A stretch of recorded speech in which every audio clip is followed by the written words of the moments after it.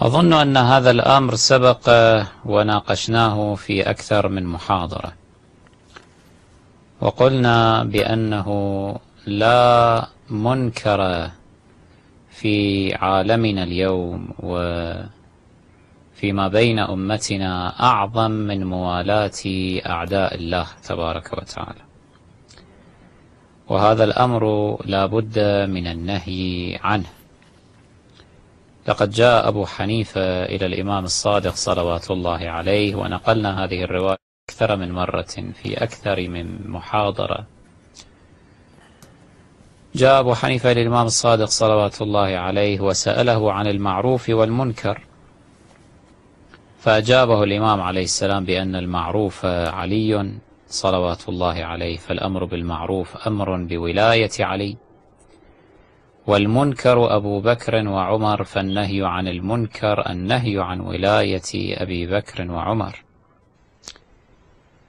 وأما ما سماه بمداراة الخواطر فهذا يكون ضمن الحدود الشرعية لا ما يتجاوز الحدود الشرعية، وإلا فإنه لا يجوز مثلا مداراة الخواطر والقعود عن تبليغ التوحيد، وإلا لكان النبي صلى الله عليه وآله لم يدعو إلى خلع الأنداد والأوثان وتوحيد الله الواحد القهار مداراة لخواطر قومه، لكنه لم يفعل ذلك.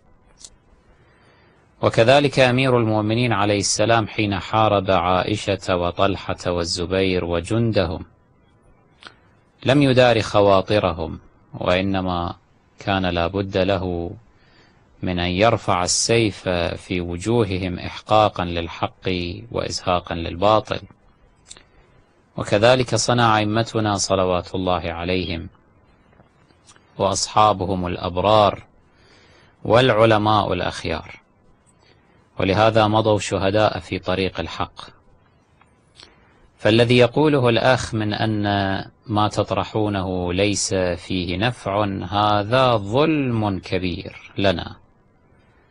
إنه لو تتبع جيدا ما نطرحه في محاضراتنا وما يطرحه الإخوة الآخرون الذين يظهرون على قناة فدك المباركة إن شاء الله تعالى، لوجد أن الطرح الذي نطرحه عموما يتسم بتسمية الأشياء بمسمياتها.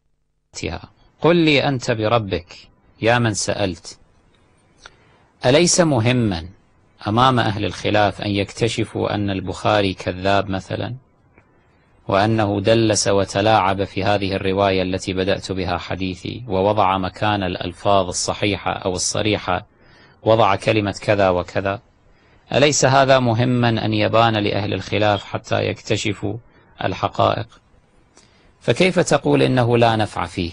كن منصفا. ولو أنك تابعت جيدا لعلمت أنه هذا الطرح كم سبب من تشيع واهتداء الكثيرين بحمد الله تعالى إلى الولاية الحقة والبراءة الحقة. فلا تتوهمن أمرا ليس له واقع، ولا تسئ الظن بإخوانك، وادع لنا بالهداية كما ندعو لك بالهداية إن شاء الله تعالى.